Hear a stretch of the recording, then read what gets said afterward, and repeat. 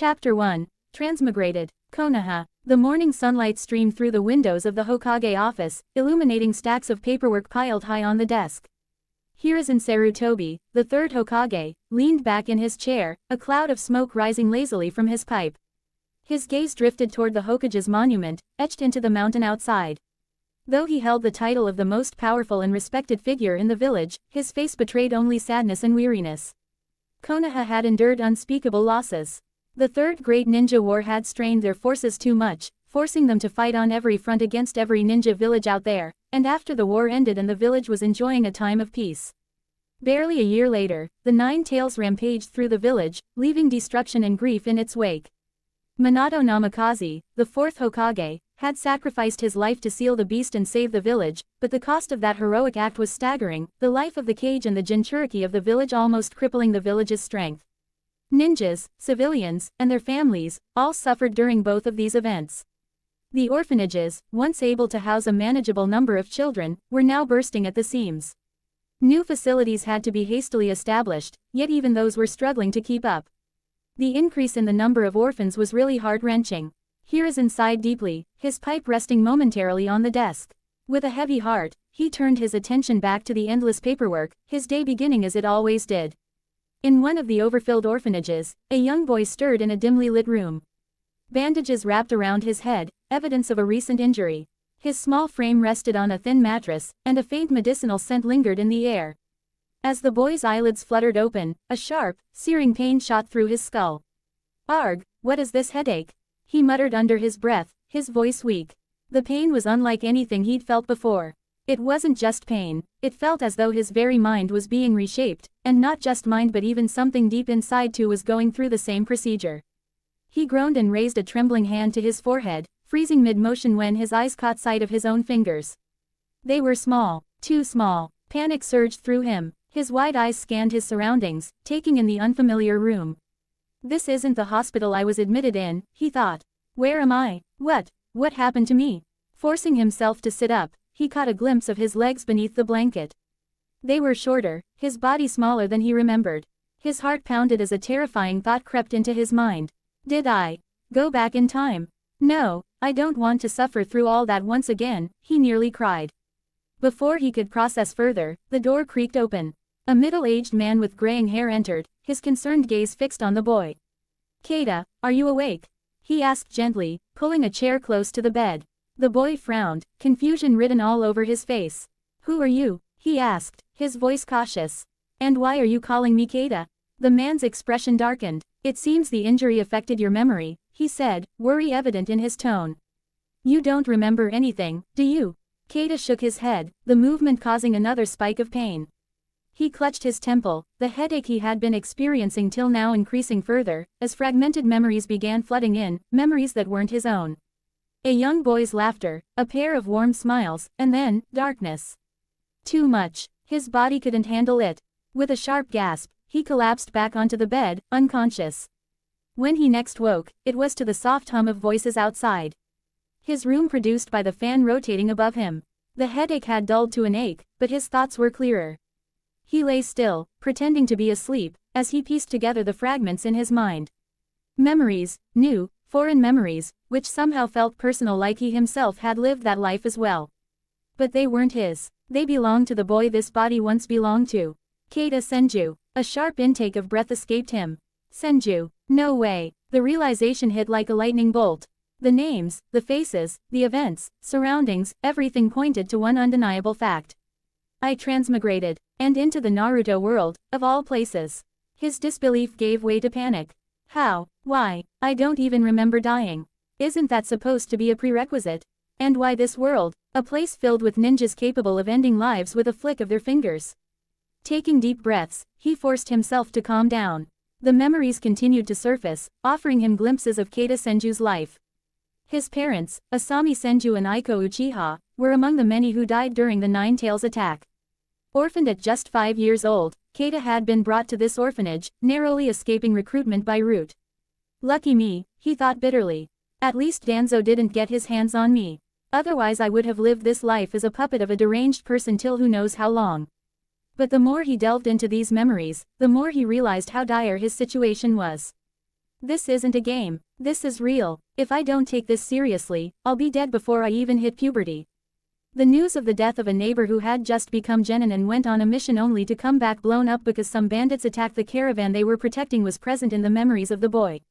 Even though that little boy didn't understand much of it, now they played an important role. A strange warmth stirred within him, interrupting his grim thoughts. It was subtle at first, like a gentle current, but it grew stronger, flowing through his body in a rhythmic pulse. He closed his eyes, focusing on the sensation. Is this chakra? The realization brought a faint smile to his lips. So, this body's chakra network is active. That's something, at least. But he forcefully turned his thoughts into practical ones. All right, let's assess. If I'm 5 years old now, that puts me 4 years ahead of Naruto's generation. The Uchiha massacre will happen in about 7 years, the Chunin exams in 12, and the 4th Great Ninja War in 16. No, that is the amount of time I have for getting at least strong enough to handle myself in this dangerous world. The gravity of his situation settled over him. If I'm going to survive, I need to get stronger. Fast. Steeling himself, Kaida opened his eyes and sat up. It was time to embrace his new identity, his new life. Kaida Senju, he muttered. The name felt foreign on his tongue, but it was his now. Let's see what this world has in store for me. Chapter 2, Orphanage. After waking up, Kaida realized it was already evening. The clock on the wall showed 6:30 p.m., and a pang of hunger hit him hard as his stomach growled audibly, reminding him that he hadn't eaten anything all day. I haven't eaten since this morning. No wonder I'm starving. I'd better get something to eat. Also, I need to remember to act like a kid, a 5-year-old one at that, but how the hell am I going to do that? Let's just follow how real Kaida acted in the memories. I just hope no one notices anything strange about me. Otherwise, there is no shortage of crazy scientists in this world, he thought, steeling himself as he got out of bed. Kaida approached the door, pausing when he heard muffled voices outside. Just as his hand reached for the doorknob, the door creaked open, and the same old man who had visited him earlier stepped in. Kaida immediately recognized him from the recent memories as the caretaker of the orphanage and his legal guardian, a kind-hearted man who, despite his busy responsibilities, often spent some time with children, playing with them and helping them with different things, especially toward Kaida. However, this extra attention sometimes drew the ire of the older kids, 7 or 8 years old, older but still kids, leading to bullying and confrontations. Kaida, why are you standing here? Oh, are you feeling better now? Does your head still hurt? Do you remember who I am? The caretaker asked in a flurry of questions, his concern evident. Kaida offered a small smile, replying, yes, uncle, I'm all right. My headache is gone, and I remember you perfectly. Just as he finished speaking, his stomach growled loudly, betraying his hunger. The old man chuckled. I see your appetite's back. Come on, let's get you something to eat. They headed to the dining hall, where Kaida eagerly devoured his meal. The simple food tasted like a feast to his famished body. After finishing, the caretaker asked, so how is your head, is it still hurting? No uncle, I am fine now, though it still hurts a little, it is much better than before, Kaida replied. Then, are you ready to head back to your room now? Kaida hesitated, weighing his options. Even though I'm not the same Kaida who let some jealous kids bully him, since I could easily deal with them now, but if I stay in that room, I'll have no privacy at all, and I will also have to act as a 5-year-old all the time, not to mention I can't waste my time playing with some children when my life will be in danger in a decade or so. So to train or make plans for the future, I need a space of my own, Kaida thought, though he couldn't tell this to the caretaker, could he? Uncle, Kaida began, his voice tinged with hesitation, I don't want to go back to that room. The other kids, they'll bully me again. They always say mean things about my parents. Can I live in some other place, please? He looked up at the old man with pleading eyes, hoping to sway his decision. The caretaker's expression softened, but he hesitated. I understand how you feel, Kaida, but there aren't any empty rooms in the orphanage. This building is already packed to capacity. Kaida had expected this response. He knew the orphanage was overcrowded, with every available room occupied. But he had already an alternative in mind. Uncle, can't I stay in the basement? Nobody uses it, Kaida suggested, his tone hopeful. The old man frowned. The basement, Kaida, that's just a storage area. It's not a proper living space. What if something happens to you while you're down there all alone? Kaida pressed on, determined. I'll call for help if anything happens. I can shout really loud, you know, so please, uncle, let me stay there. I'll be fine, I promise. He put on his best puppy dog expression, shamelessly tugging at the old man's heartstrings. The caretaker sighed, mulling over the request. All right, he relented after a moment. But only if you promise to call me immediately if there's any trouble. Kaida's face lit up with genuine happiness. Thank you, uncle, I promise. The caretaker led Kaida to the basement, a dimly lit space filled with old furniture and forgotten items. For a moment, Kaida's enthusiasm wavered as he took in the cluttered room. But then the caretaker opened a side door, revealing a small, cozy room hidden away. Kaida's eyes widened in surprise.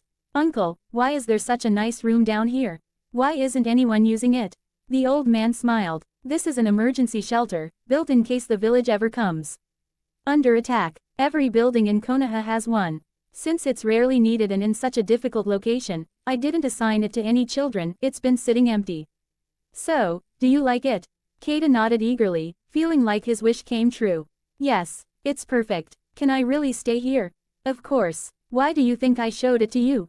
The caretaker replied with a chuckle. Overwhelmed with gratitude, Kaida hugged the old man tightly. Thank you so much, uncle. As Kaida looked around his new room, a sense of determination took root in his heart.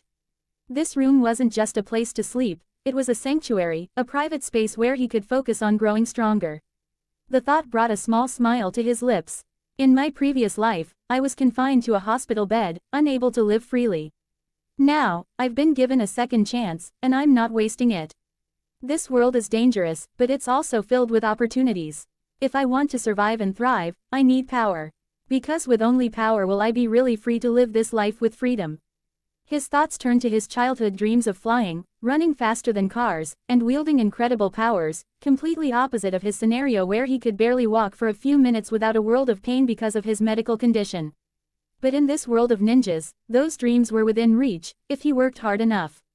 Kaida clenched his fists, his resolve solidifying. Kaida, the caretaker's voice interrupted his thoughts. I want to ask you something. Kaida turned, curious about what the old man had to say. Chapter 3. No need to hide. Now that Kaida had his private room, a sense of accomplishment filled his heart. This space would be the foundation for his growth, a safe place where he could train, plan, and prepare for the dangerous world ahead. However, his thoughts were interrupted when the caretaker spoke in a serious tone, pulling Kaida back to reality. Kaida, I want to ask you something. Kaida turned to face him, his expression cautious. Yes, uncle. The caretaker's face was a little serious this time, different from his previous joyful expression. Does your request to live alone have something to do with your chakra activation? Kaida froze. A cold sweat ran down his back as panic set in. How does he know? Did I mess up already? He thought, already imagining being recruited into Root by Danzo for this reason and becoming a slave. That's why he stammered, Whether it was his young age or the remnants of Kaida's emotions from the memories he now carried, the old man could read him easily, his kind eyes softening as he saw that Kaida was very worried about it for some reason. Don't worry, Kaida, the old man said with a reassuring smile. Chakra activation is not a bad thing. Many children of your age get this opportunity, don't worry. In fact, I'm proud of you. Your parents would have been proud too. Hearing this, Kaida felt the weight of anxiety lift from his chest. If it was common, then Root would not target him, at least he hoped that. Emboldened by the caretaker's understanding, he decided to come clean, at least partially. Yes, uncle, when I woke up earlier, I felt something. It's hard to explain, but it was warm and comforting, like a part of me I hadn't noticed before. The old man chuckled softly. That's your chakra, Kaida. It means you're ready to take the first steps toward becoming a ninja. I have no doubt you'll be strong, just like your parents. At the mention of his parents, Kaida's heart clenched. Even though they were not his parents, the pain he felt in his heart suggested otherwise, like they were really his parents. It was a weird feeling to say the least. But aside from the feeling, he realized this was the perfect opportunity to ask the questions that had been gnawing at him. Uncle, he began hesitantly, can you tell me about my parents? I don't remember much about them. What were they like? The old man sighed. Kaida was just a child anyway, and the situation of losing his parents in front of his eyes surely took a toll on his mind. That's why he decided to tell the boy a little about his parents, his eyes distant as he recalled the past. Your father, Asami-Senju, was a remarkable man, a proud member of the Senju clan, though he was an orphan himself. Despite his struggles, he had a kind heart and unwavering determination. He himself had supported many orphans in his youth after he became a ninja, and he was my friend, my best friend. A look of nostalgia appeared on the caretaker's face. After a moment, he continued. He met your mother, Aiko Uchiha, when they were assigned to the same genin team along with me as well. They grew close, first with rivalry then friendship, and over time, they fell in love. The caretaker's voice grew heavier as he continued. But their love wasn't without challenges. The Uchiha clan opposed their union harshly. They wanted Aiko to marry another Uchiha to ensure the continuation of their bloodline and that the secrets of the clan remained in the clan. But your mother defied them and their rules. She chose your father, even if it meant leaving her clan behind. Kaida listened intently, a mix of pride and sorrow welling up within him. They were strong shinobi, the caretaker said, his voice tinged with admiration. Your father had extraordinary chakra reserves, even for a Senju, and your mother had mastered her 3-tomo Sharingan at a young age. Together, they were a force to be reckoned with. Then, why did they die? Kaida asked softly, dreading the answer. The caretaker's expression darkened. They gave their lives to protect others, protect those who were unable to do so in front of a giant beast, those who froze at critical moments. A guilty look appeared on his face because he knew he was among the people they had rescued, even though he should have been helping them. But there was nothing he could do now other than taking care of the one thing they left behind. With a heavy tone, he continued, during the Nine Tails attack on the village. They had the chance to escape with you, but they chose to stay and protect others. They saved countless lives that day, becoming heroes of Konoha. But in the end, Kaida clenched his fists. The memories he inherited made the pain of their loss feel all too real. But alongside the grief was a burning pride and determination. His mom and dad were stupidly heroic. If he was the real Kaida, he would get angry at them for leaving him, but he would still admire them for what they did. And unknown to him, he was already doing that. I'll make you proud, Mom and Dad, Kaida whispered under his breath. The old man placed a hand on Kaida's shoulder, offering a gentle squeeze. They would already be proud of you, Kaida. You are a good kid. And now that you have awakened your chakra, with the right training and hard work, you will become a fine shinobi just like your parents. You'll achieve great things. Kaida nodded, resolve shining in his eyes. Uncle, will you train me? I want to become a ninja like my parents. No, I want to become a ninja they would be proud of. I want to be the strongest ninja in the world, Kaida said, his emotions taking over him. The old man chuckled at Kaida's bold declaration. That's quite a goal, young man. But if you're serious, there won't be anything able to stop you from achieving it, and I can most definitely help you get started. The academy's admission test is in 5 months. Until then, I'll train you.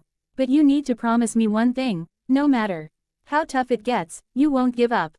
Kaida's lips curled into a determined smile.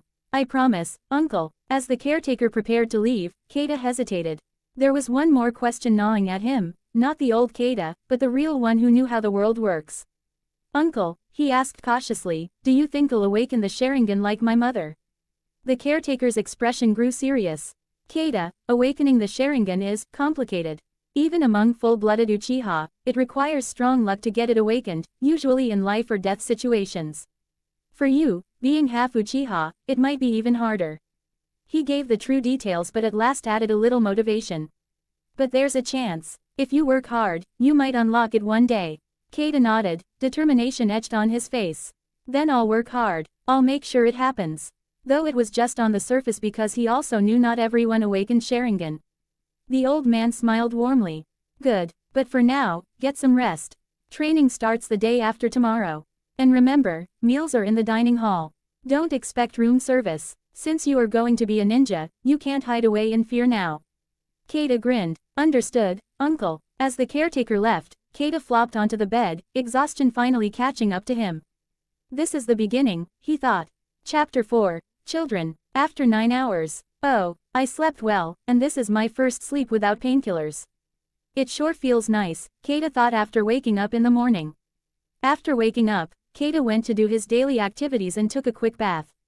When he came out of the bathroom, it was already time for breakfast, so he went to the ground floor for breakfast. Oh, look, here comes the Prince of Konoha. Wait, he's also just an orphan like us with no parents, came a voice from behind. Hearing that, Kaida did feel embarrassed. Not because of what was said, but because there was a time when the real Kaida got angry after hearing such remarks. But technically, it wasn't him, so he decided to ignore it, recalling a useful quote from his previous life, Silence is the best answer for fools. Kaida just went to the breakfast table, took a hearty serving, and sat at a corner table. While eating, he heard it again. Oh ho, look, now the prince is also a pig, ha ha ha. What do you want me to do? Fight you? Can't you see I am already injured?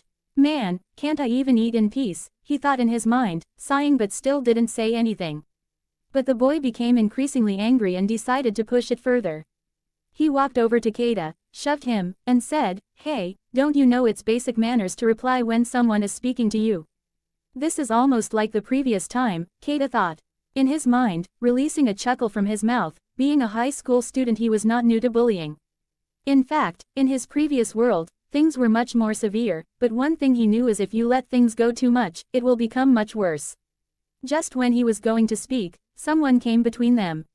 "Suri, don't you remember the old man told you to stay away from Kaida?" A young girl almost the same age as Kaida, with complete black hair and eyes. If one doesn't know, they may even consider her from the Uchiha clan. And yes, she was the reason this gorilla was so hell-bent on making my life miserable. She is the cutest girl I have seen so far in my life. This gorilla likes her, and since she is my friend, he decided to take out his frustration on me. Why the hell does a 7-year-old boy even like someone? Shouldn't he be out playing with his friends at this age? Kaida could only sigh. Just when he was thinking about these things, that gorilla suddenly pushed Yomi onto the floor. Before Kaida could think, he lifted the iron plate he was eating from and hit him on the head. Normally he would not go to such extreme measures, but the anger he felt when Suri pushed Yomi aside and she fell was unusually high. Like he really was her friend, but now that the deed had been done, it was time to complete it. Since a similar incident had happened before, where real Kaida had also tried to hit him but only managed one hit, Suri was fine after taking the blow and had beaten Kaida quite badly afterward. So this time, just as he was about to turn his head, Kaida thought, "I am not going to repeat the same mistake twice," and hit him on the head again at the same spot. This time, he was on the floor due to disorientation from the sudden impact. Since Kaida was just 4 and he was 7, and even bigger than his peers, hand-to-hand confrontation was out of the question. So the only option to such a confrontation was to always be the first one to hit and never give them chance to give that hit back to you. Being a weak boy for all his life, Kaida knew this clearly. After the second hit, he turned to Suri's friends, lackeys who were on their way to save their boss. Kaida looked toward them, arranged his weapon, the plate, and again hit the head of Suri, but at a different spot, since he didn't want to kill him. After all, he was just a 7-year-old orphan boy, there was no need to bear any resentment toward him. Seeing the third attack, both of his lackeys stopped. With another bang, both of them turned their legs and ran in the opposite direction, calling the caretaker for help.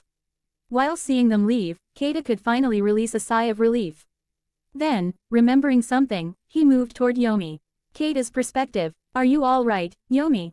Kaida asked while bending a little, but Yomi didn't reply for quite some time, and then, "You didn't have to fight for me. What would have happened if he had beaten you again like yesterday?" Yomi asked, puffing her cheeks while still sitting on the ground. Kaida, too, sat on the ground and said, "So why did you jump in when he was trying to pick a fight with me then?" "Because we are friends," Yomi answered in a hurried voice. "Exactly. Since you are my friend, how can you think that I will sit still when someone bullies you?" Being a teen, it was almost too easy to win an argument against a 5-year-old. When the incident was happening, Hiroshi, the caretaker of the orphanage, was just sitting and watching the whole scene unfold. When Suri's friends went to call him, he acted like he was busy with something, and when they complained about Kaida to him, he went to Kaida and said, "Kaida, come to my office." Meanwhile, a nurse applied medicine to Suri's injuries and tied a bandage around his head.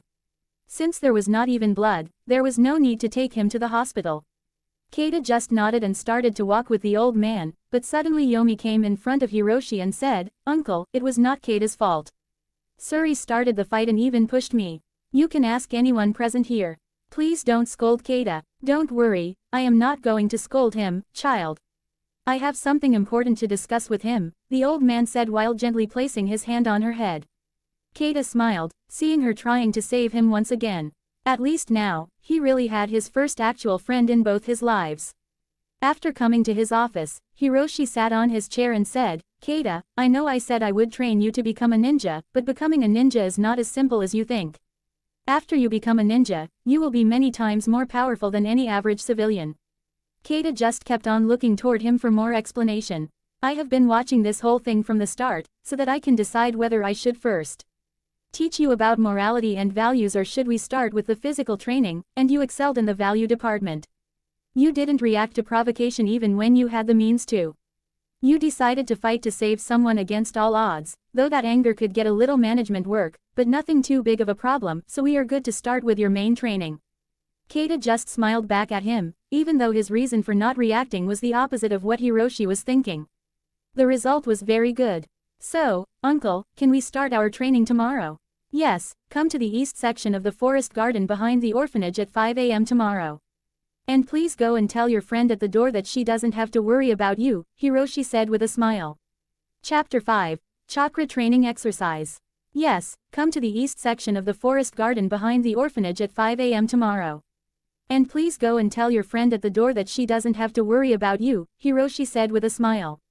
Kaida was a little confused by what Hiroshi meant, but he soon understood as he took his leave from the caretaker's office and opened the gate. Yomi fell forward, her face as red as a tomato. With a soft chuckle escaping his mouth, Kaida offered his hand again. Let's go. I have something important to tell you. This time, Yomi took his hand, too sheepish to say anything after being found eavesdropping. They made their way toward the general playground and sat on a bench under the shadow of a tree.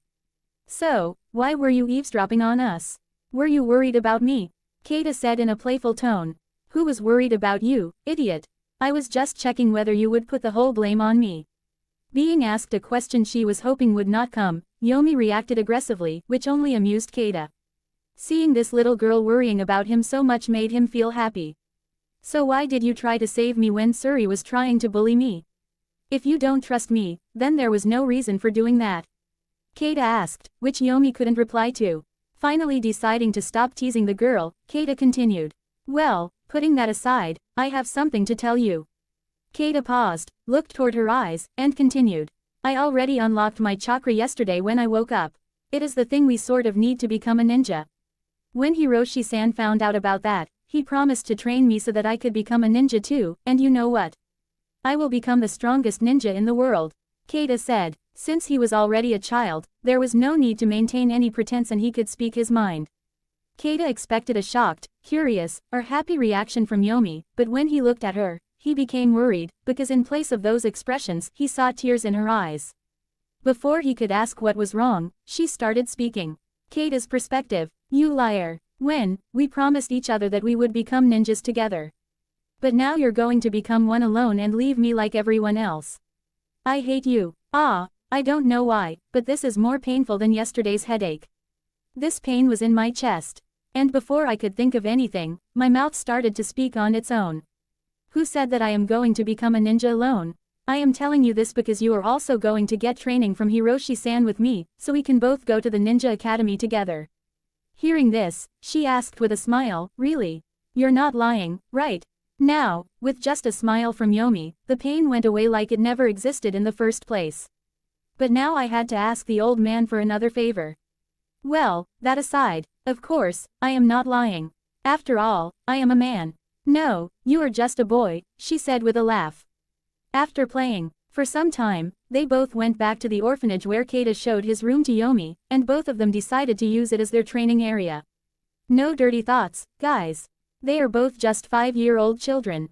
When Yomi went back to her room, Kaida made a run toward Hiroshi's office to ask for another favor. On his way, he remembered advice from his father.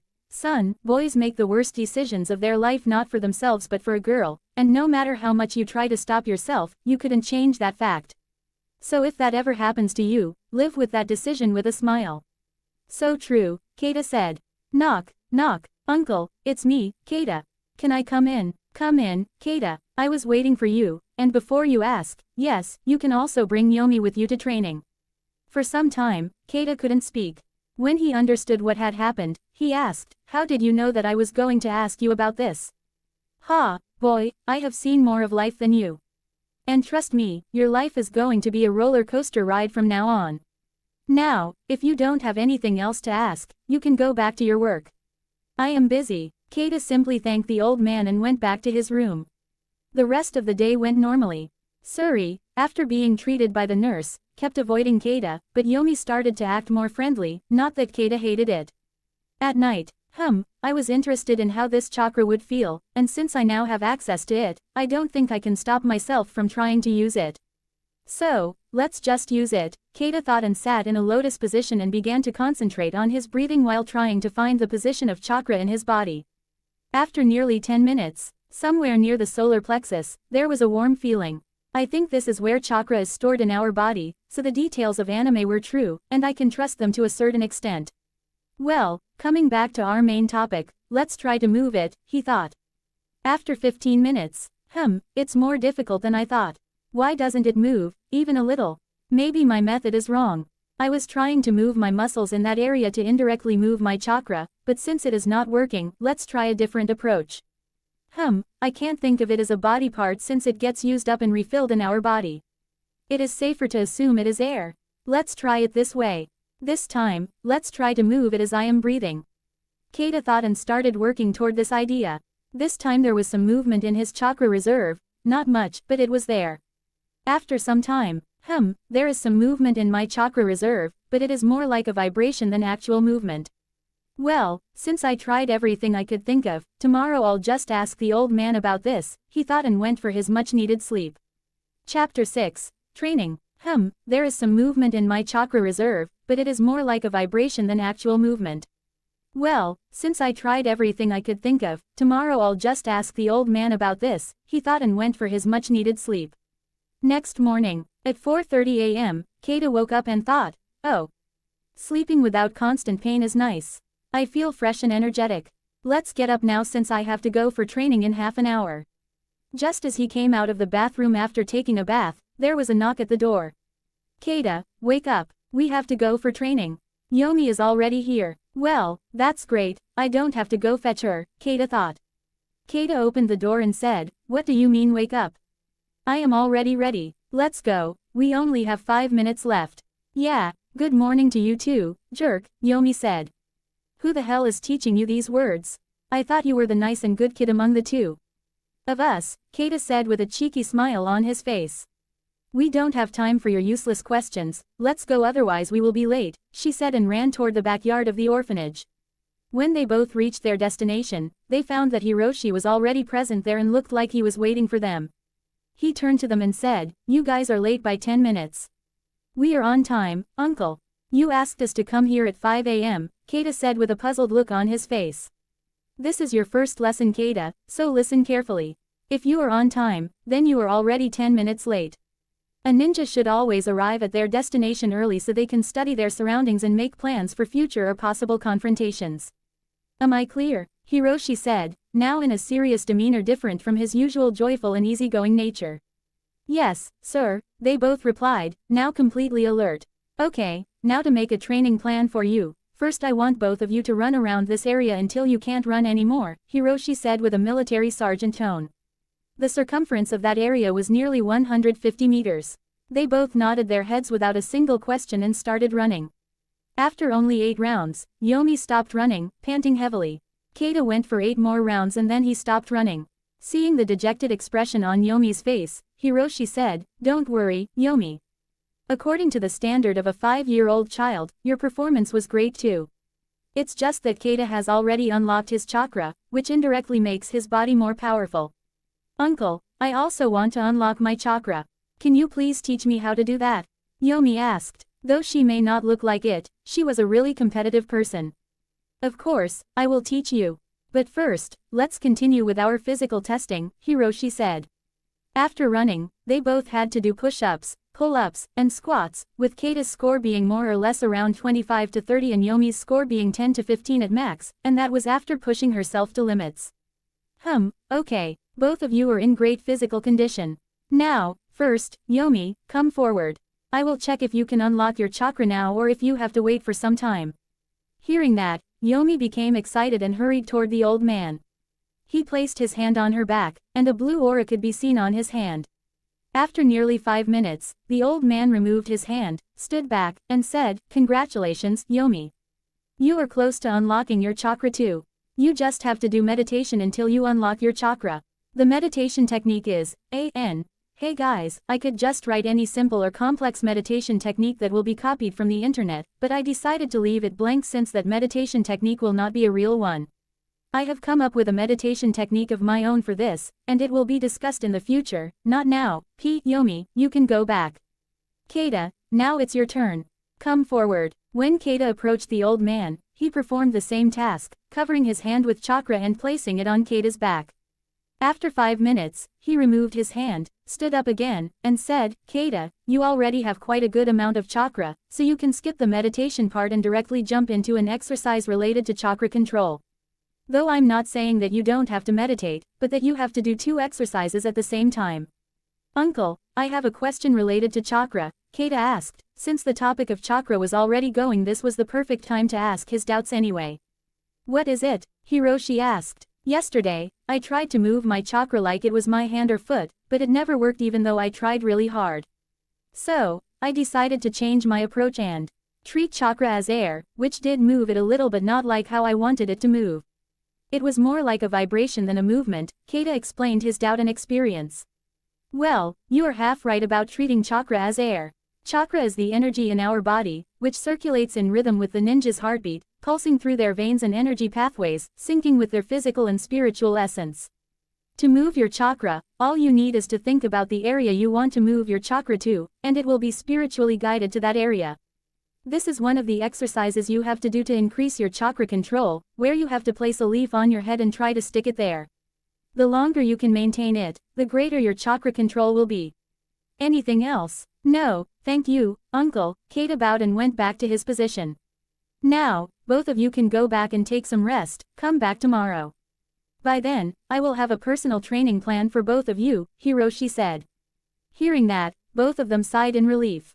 Even though the idea of training was exciting in the beginning, after pushing themselves to their limit for so long they were exhausted and couldn't continue anymore, so the end of training was a very big relief to them. They went back to the orphanage dining area since they were super hungry due to all the physical exercise they had done. They took a hearty amount of food on their plates and went to the corner table to sit. This time, Suri maintained his distance from them while eating. Yomi asked, Kaida, what will you do for the whole day? I am thinking of trying the exercise the old man just taught me. Well, I was also thinking of doing the same. But since I will not get any privacy in my room to meditate, I will also come to your room to do my meditation practice. Okay, Kaida replied, understanding the need for it, as this was one of the reasons he asked for a separate room for himself. Chapter 7. More training. Well, I was also thinking of doing the same. But since I will not get any privacy in my room to meditate, I will also come to your room to do my meditation practice. Okay, Kaida replied, understanding the need for it, as this was one of the reasons he asked for a separate room for himself. Both Kaida and Yomi went to Kaida's room after eating and, without discussing anything, sat in the lotus position to begin their respective training. Yomi just had to meditate since she had not unlocked her chakra, but it was by no means easy since her full concentration had to be on her breathing all the time. Maintaining a constant rate of breathing in a fixed sequence was not easy. Even a little distraction would interrupt and reset the whole progress. At first, Yomi could only maintain her concentration for 5 minutes at max, and that was when she was in a quiet environment where there was no one to disturb her, but the duration steadily increased as time passed. On the other hand, Kaida was having much more difficulty doing his training. The exercise he was doing was known as leaf concentration, the all-time famous exercise which everyone with a little knowledge of Naruto knew about, in which you have to stick a leaf on your forehead with the help of chakra while sitting in a lotus position. When Kaida started to practice the exercise, he thought, uncle said that chakra has both physical and spiritual nature. So, if I want to move my chakra, I just have to will it to move in that direction with full concentration. Let's try doing that. And the process really worked, though he had to try it for half an hour, but it still worked. Wow, my whole chakra started to move in the direction I wanted it to move, and as uncle said, I have to get a stream-like flow from my solar plexus to my forehead for the leaf to stick on my forehead. Okay, let's try to imagine it as a river or a stream and see if it helps, he thought. When he started imagining it as a river, the chakra did start to move in the form of a stream, but it was by no means a small amount. If we calculate the rate at which his chakra was flowing out of his chakra reserve, it would be around 20% of his whole chakra reserve per minute. So, at most, he could maintain this for 4 to 4.5 minutes since he couldn't fully exhaust his chakra, as it is harmful for anyone to empty their chakra. Kaida still decided to continue with the exercise while trying to limit the amount coming out of his chakra reserve. It was by no means an easy task, as whenever he tried to slow down or reduce the amount, the chakra flow stopped immediately. He continued to try, and after 5 minutes, his chakra became dangerously low. That's when he decided to meditate, as the old man had advised. Since it would take nearly 7 to 8 hours to completely refill his chakra, he decided to continue meditating as well. They both kept practicing and only came out of their room to eat, but for different reasons. Kaida wanted to become strong and felt too old to play with some 5 to 8-year-old children. Though the age gap wasn't that big, he was nearly 13 in his previous life, but that doesn't mean he would play with them, especially since now he could train and become strong. It was an exhilarating feeling which kept him focused on training. As for Yomi, she wanted to catch up with Kaida's progress as soon as she could. With Kaida practicing for all the time, she thought if she took more breaks, the gap would only increase, so she also stuck with her training. In the evening, when his chakra reserve was full, Kaida once again started leaf concentration with nearly the same result. Though there was a little improvement, the leaf fell a lot less from his forehead as he was able to maintain a steady flow of chakra for a little longer, only by 10 seconds, but it was still some improvement. After that, he again started meditating until it was time for dinner. After that, both of them went to their respective rooms to sleep as they had to go for training tomorrow at 5 a.m. Next morning, Kaida and Yomi met at the orphanage door and went to their training area 15 minutes early. The old man was already there and said, "Great to know that my lesson did not fall on deaf ears. Now I hope both of you have done the exercise I suggested. Come forward one by one so I can examine if there were any problems." Even though the chances of anything going wrong were low in these beginner exercises, Hiroshi still decided to take no risks with the children at all. First, Yomi went forward. The old man again covered his hand with chakra and placed it at her back near the solar plexus. After 2 minutes, he removed his hand, stood back, and said, "Yomi, I can easily see that you have been diligent in your exercise, so if you keep doing it like this, I am sure you will unlock your chakra in a week or less." With a full day of exercise, the rewards were great. Normally it would have taken months with the training time a child would invest in such exercise, but since she had done it for so long, her improvements were faster. After hearing that, Yomi's face bloomed like a flower.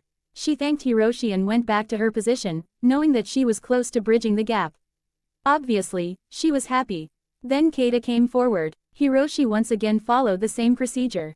And he was surprised by the result. There was little, very little, but increase in Kaida's chakra reserve, and that was in just 1 day. He asked Kaida what he had done yesterday. A look of understanding came over his face when Kaida told him about his complete routine of yesterday, which was mostly training. Hiroshi nodded and said, "Kaida, it is already great that you were able to stick the leaf on your head on your first try. Don't worry, you will get better at it as you keep practicing the same exercise. So keep up the hard work." Kaida also thanked Hiroshi and went back to his position. Hiroshi nodded his head after changing few things in his plans he had made for his 2 new students and said, "I can see both of you are serious about your training, so I am just going to give both of you your training plans. You can come to me if you face any problems during your exercise. This damn office work doesn't give me much free time." After that, he passed both of them a paper with full instructions about which exercises to do, specified for each day of the week, with running, stretching, and meditation being common for all days and 1 day of rest per week. Reading his training plan, Kaida asked, "Uncle, why is there 1 day empty, without any training to do?" "Kaida, giving rest to your body is as important as doing exercise. In fact, it is even more important to do so if you are exercising daily, so don't do any exercise on that day. Just enjoy and play, you guys are still young," Hiroshi said with a smile. Seeing that neither of them had any more doubts, the old man went back to his office, and Kaida and Yomi started their exercises. Chapter 8. Improvements. Kaida and Yomi followed the training plan to the T, with physical exercise in the morning for 2 to 3 hours, then meditation for the whole day, with Kaida practicing an extra training of leaf concentration twice a day. After 6 days of following the same boring and grueling routine, and pushing through every discomfort, Yomi finally activated her chakra at the evening of the last day of their week's training. During meditation, she felt a warm liquid-like feeling going inside her body, energizing her whole body. Since she knew about chakra, she immediately jumped from her seat. "Yay!" she shouted. Kaida was also meditating in the same room. Even though this sudden shout disturbed his meditation, when he learned the reason for her happiness, Kaida also became happy for his friend. "Congratulations, Yomi," he said. "Thank you," Yomi replied with a smile so bright that it was almost infectious. After their own small celebration, they both ran towards Hiroshi's office, wanting to share the good news with their sensei. When Hiroshi found out about Yomi's chakra activation, he was not much surprised since he had already predicted this outcome, but nonetheless, he was happy and satisfied with the result after seeing that the first students of his life were training seriously. With Yomi's new achievement in front of him, he updated Yomi's training plan to be nearly identical to Kaida's, with obviously a little less intensity. After thanking the old man, they both went back to their room and decided to take a break from training for an hour and take a walk around the orphanage. After that day, their training went as usual. They had small competitions between them, like who could run more or who could perform leaf concentration exercises for a longer period, which Kaida won due to his bloodline, a mixture of the Senju and Uchiha clans and higher time of training. The Senju clan has a high amount of chakra and a stronger body than any average ninja, and even though Kaida was still just a 5-year-old, the difference had started to become a deciding factor between the potential of growth. They both trained for 4.5 months according to the schedule, which had to be updated twice for Yomi and 3 times for Kaida, as they could easily perform their previous exercises without any challenge and needed more rigorous training to see more gains. 1 week before the academy test. Just when Kaida and Yomi were about to begin their training for the day, they had to stop because of the sudden appearance of Hiroshi in the training area. He approached both of them and said, "We have just a week remaining for the Ninja Academy entrance exam. I advise both of you to stop training and take some rest to be in your optimal conditions." "But uncle, the exam is still 1 week away. Can't we train for some more days?" Kaida asked. "No, Kaida, your body will need at least that much time to really go back to its optimal state." Hiroshi strictly turned down his proposal. "Now come here, let me just check if you have any problems with your body or chakra networks." Both of them nodded, as his words made sense.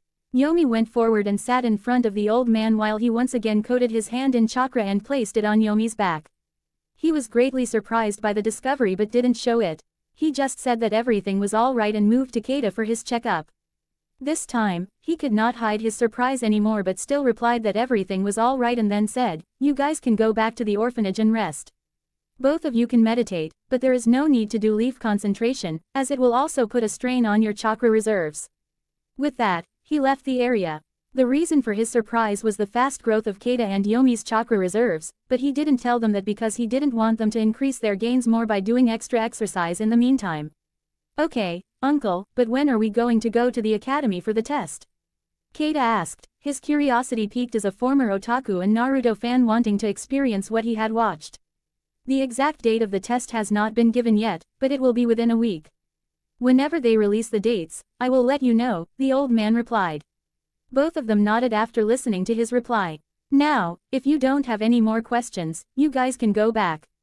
Both thanked him and went back to the orphanage, but the old man stood there, deep in thought. "At the start, I was thinking of training them for 1 or 2 years and then allowing them to take the entrance test, since they are just 5 years old, but they have already grown so much that the only thing they need is their jutsu training. Their chakra is already high, compared to an average academy student, and there is no need to talk about their physical condition. This is my first time seeing 6-year-olds running for 10 kilometers and doing 50 push-ups after running that much. I should report this to Lord Hokage, as their talent is high, and talent is something our village is in desperate need of after both calamities struck us. Our ninja numbers are at an all-time low. I am sure Lord Hokage will be delighted to hear about them." Hiroshi thought and then made his way toward the most important building in Konoha, the Hokage building. At the gate, Hiroshi asked the receptionist, "Is Lord Hokage free? I have some important information that I need to report. Please wait for some time. Lord Hokage is in a meeting. I will notify him about your request," said the receptionist with a business smile on her face. "Okay, sure," Hiroshi replied and quietly made his way toward the sofa. After 10 minutes, the receptionist called him, saying that Lord Hokage was free and calling him. Hiroshi made his way to Hokage's office. "Knock knock, come in," came the voice from inside. "Good morning, Lord Hokage. I hope you are doing well," said Hiroshi while bowing slightly. "Well, as you can see, I am not doing great with the paperwork. Let's leave that aside. Tell me, Hiroshi, how is your orphanage doing? Are you facing any problems running it?" asked the Hokage. No, Lord Hokage, the orphanage is doing well. Actually, I am here to report about my 2 students, said Hiroshi with joy in his voice. Oh, so, you are also training ninjas while running an orphanage. Well, go on, I do have some time before the next meeting, said Hokage. Lord, nearly 5 months ago, Kaida Senju, the son of Asami Senju and Aiko Uchiha, unlocked chakra on his own. When I sensed it, I confronted him about it.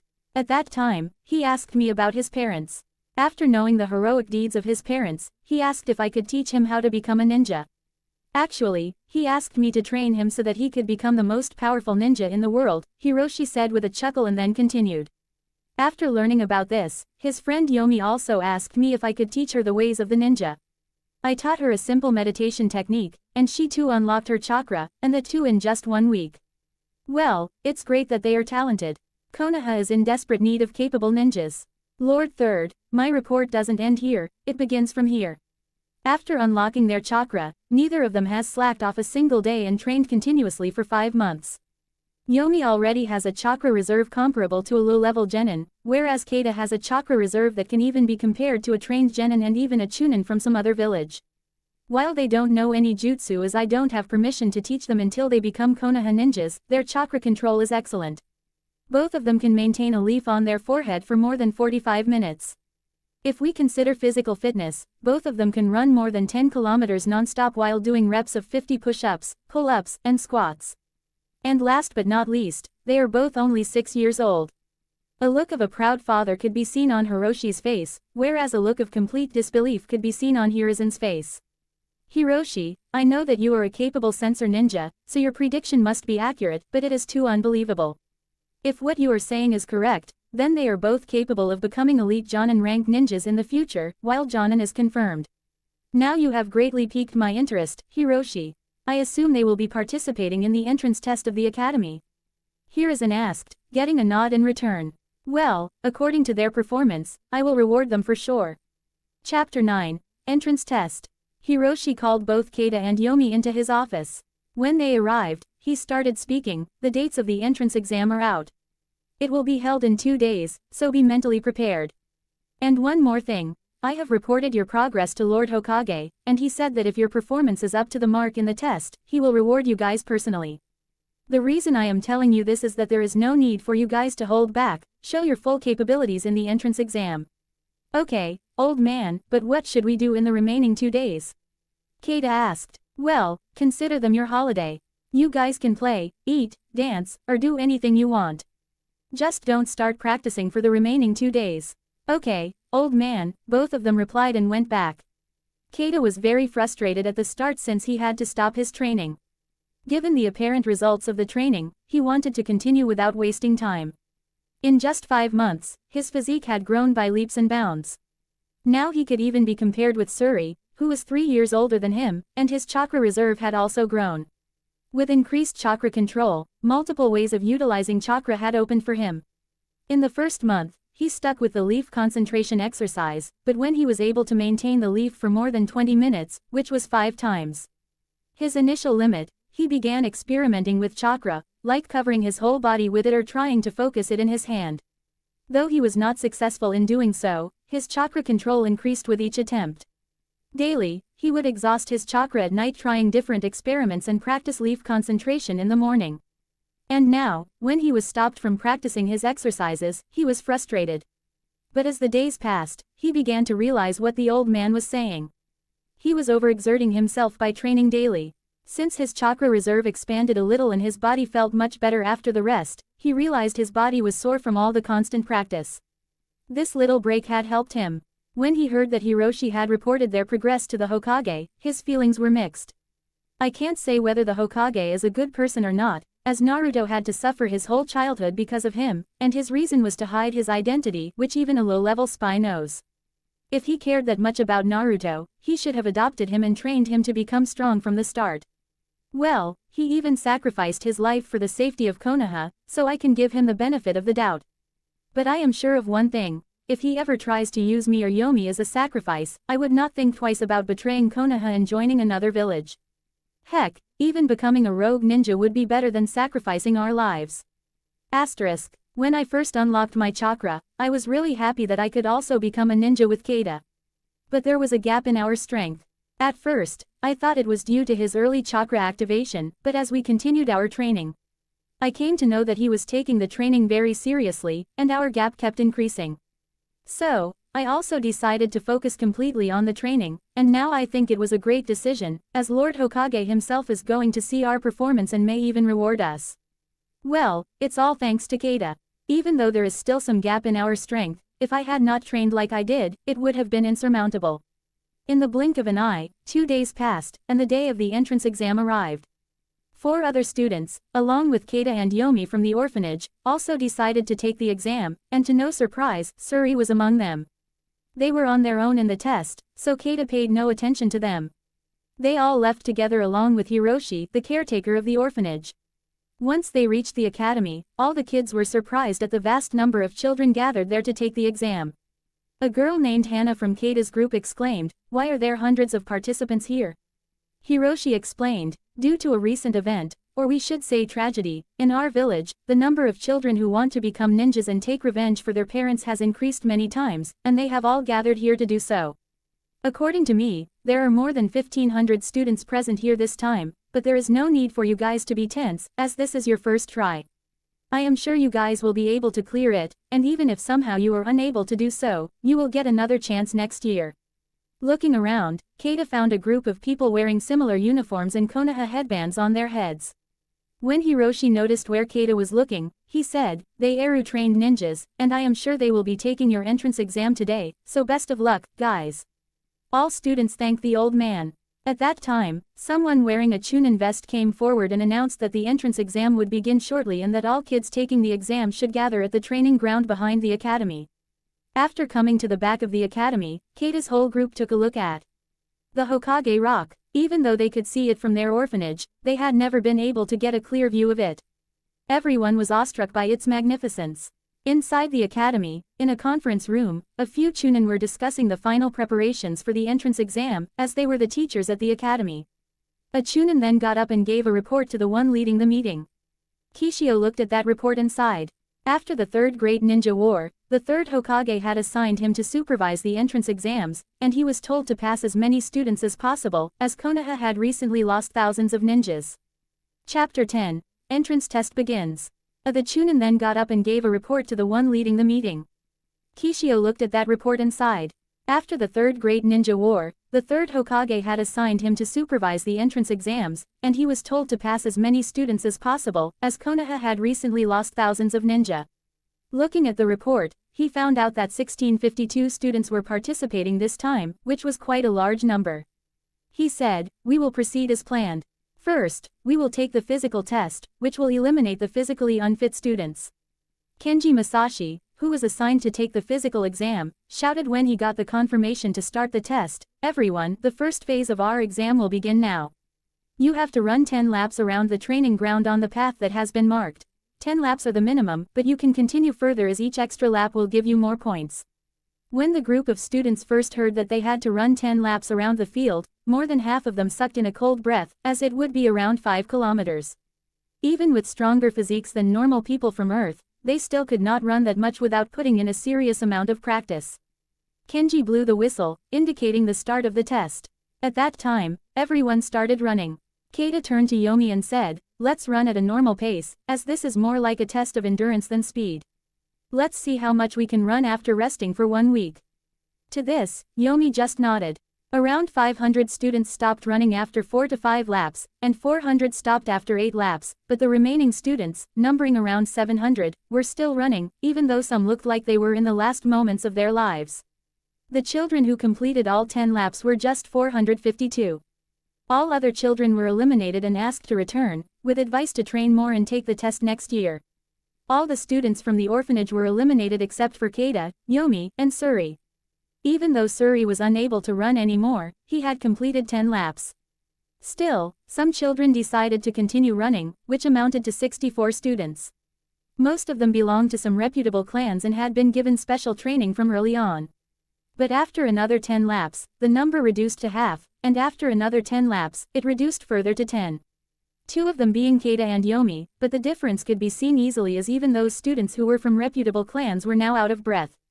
Yomi, after seeing this, turned toward Kaida and asked, "It seems like even they are considering stopping now. Should we also stop for now?" "No need. The old man said that we have to perform our best." "Don't tell me you are tired and using them as an excuse," Kaida replied. Hearing the taunt, Yomi responded, "I am not tired, baka. Let's make a bet about who can run more." "What's at stake?" Kaida asked. The winner will get a massage from the loser," Yomi said. Hearing that, Kaida instantly agreed while other children who were still running looked at both of them and thought, "How are they better than us? I am sure. They are not from any clan I know." They had a pride of their own, being from reputable clans, and it was stopping them from losing against someone with no background. But now they too were at their limit. They stopped after 30 rounds, assuming that Kaida and Yomi were also at their limit and would stop soon. What awaited didn't only surprise them but also some teachers who were watching the test. Yomi had run for 58 rounds in total, but Kaida had gone beyond his capacity and ran 62 rounds to win the bet. Kenji came to them to tell them about their scores, but he was shocked to see the dejected expression on Yomi. It became clear when he heard Kaida's words, "You lost, but it's not your fault. I am simply too awesome to lose." Seeing the tears in Yomi's eyes, Kaida did a 180-degree turn and started saying, "Hey, I am just joking. You were super good. Don't be sad. Oh, I will buy you something when we become ninjas. Do you even remember how many times you have said this to me?" Yomi asked. "Yes, a total of 12 times, and I am a man of my word." "Just wait till I become a ninja," Kaida replied. Kenji decided to step in and said, "Well, now that you guys have completed your physical test, only the chakra evaluation is left. And seeing your excellent results, Hokage himself has decided that he will check your chakra levels. Congratulations." Both of them nodded and simply followed Kenji. "Congratulations on passing the entrance exam, both of you," Hokage said with a fatherly smile on his face. But Kaida became confused and said, "Lord Hokage, we have just taken our physical test. Our chakra examination is still remaining." "Well, both of your scores in the physical exam are so high that you don't even need to take a chakra examination, as the feat of running 30 kilometers is not something any child can achieve without constant training. But don't worry, I will do your chakra examination, so you can come forward one by one." Listening to that, Yomi went forward, but Hokage didn't even need to make any physical contact. He easily examined Yomi's chakra, which surprised him a little, as it was 5 times the amount a normal awakened child had, and some early genin had a similar amount of chakra to her. After Yomi, Kaida went forward, but this time the Hokage was doubly shocked, as the amount of chakra Kaida possessed was nearly 2 times that of Yomi and 10